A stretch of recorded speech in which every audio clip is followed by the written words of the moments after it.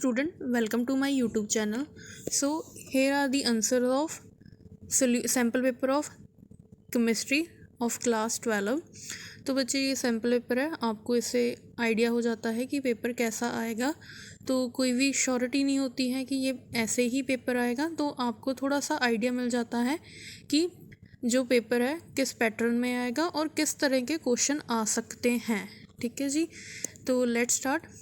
सो बच्चे, जो first question है, फर्स्ट क्वेश्चन का answer is A, second question का answer is D, that is Mercury, third question का आंसर इज़ सी, और फोर्थ का मैंने मार्क किए हैं, आंसर इज़ बी, फिफ्थ का आंसर इज़ सी, सिक्स का जो आंसर है दैट इज़ डी, सेवन्थ का जो आंसर है जो न्यूमेरिकल है। तो हम हाफ लाइफ कैसे काउंट करते हैं, हाफ रेट कांस्टेंट होता है, तो फर्स्ट ऑर्डर के लिए फॉर्मूला होता है T is equal to 0.693 divide by K। तो हमें K चाहिए, K इज़ 0.693, इसे हम डिवाइड कर देंगे 4 के साथ, तो हमारा आंसर आएगा दैट इज़ 0.173 ईयर्स। जो रेट नेक्स्ट क्वेश्चन है, नेक्स्ट क्वेश्चन का हम 8th का आंसर 13/12 है। तो जो 1/3 आया है, 13/12 कैसा है, तो यहाँ पे 1/2 है, प्लस 1/3 है और प्लस 1/4 है। इनका एलसीएम लेकर हमने ये सॉल्व किया है 13/12। नाइन्थ का आंसर इज़ सी। ठीक है जी, जो 10th है, 10th का आंसर इज़ ए। तो हार्डी स्क्यूज रूल के अकॉर्डिंग होता है कि जितना हमारे पास साइज़ हो एनायन का, जितनी उसकी पोलराइजिंग पावर होगी, उतनी ही जो सोल्यूशन होगा, जो इलेक्ट्रोलाइट होगा, वो कोएगुलेट करेगा। तो 11th का answer is D.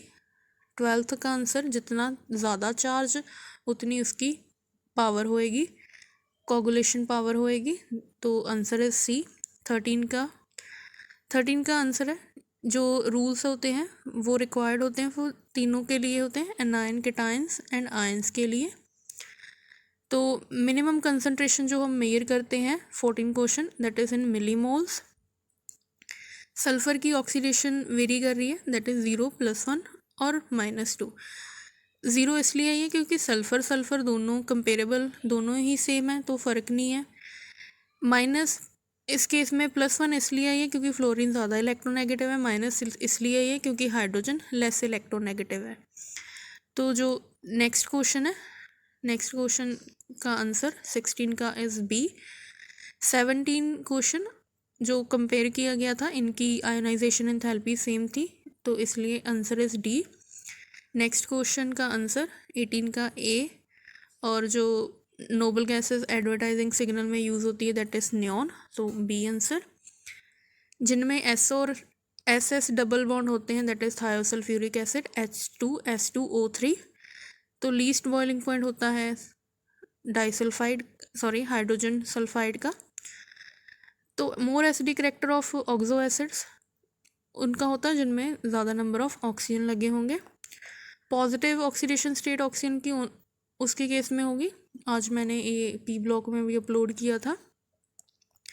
Magnetic movement कैसे काउंट करते हैं, जितने आपके पास अनपेड इलेक्ट्रॉन आएंगे, तो n फॉर्मूला आता है √n+2 लगाकर, n is number of unpaired electron, तो वहाँ से काउंट कर सकते हैं। कलर जो होता है that is due to d transitions, तो डी होती है same 3D to 3D, 4D to 4D, 5D to 5D।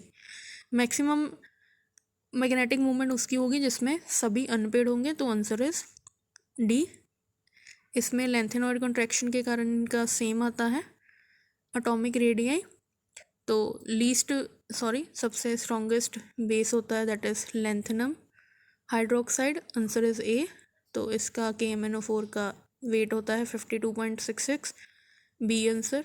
Highest oxidation state manganese की +7 हो सकती है, क्योंकि इसमें हम 7 अनपेड इलेक्ट्रॉन लिखते हैं, 4s2 होता है, तो अगर इसकी कन्फिग्रेशन होती है 3d5 4s2, तो 7 इलेक्ट्रॉन है, तो 7 इलेक्ट्रॉन अगर लॉस करेगा तो +7 आएगा। तो 31 का answer is Cr2O3, B option. 32 का आंसर इज MnO2 और O2। जब इसे हम सनलाइट में एक्सपोज करते हैं तो ऑक्सीजन और मैग्नीज डाइऑक्साइड फॉर्म होता है। तो टेट्रासाइनो निकलेट, निकलेट की 2 ऑक्सीडेशन स्टेट है तो 4 - 2 2 आ जाएगा, क्योंकि साइनाइड पे -4 होता है, पोटाशियम पे +1 होता है, तो ये 2 है, तो 4 - 2 +2 आ जाएगा। साइनाइड नहीं बोलते हम, साइनो बोलते हैं, तो this is not a correct pair.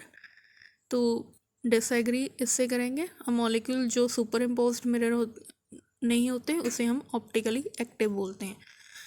तो ये था solution of sample paper class 12। Thank you for watching. Like share subscribe करना। Thank you.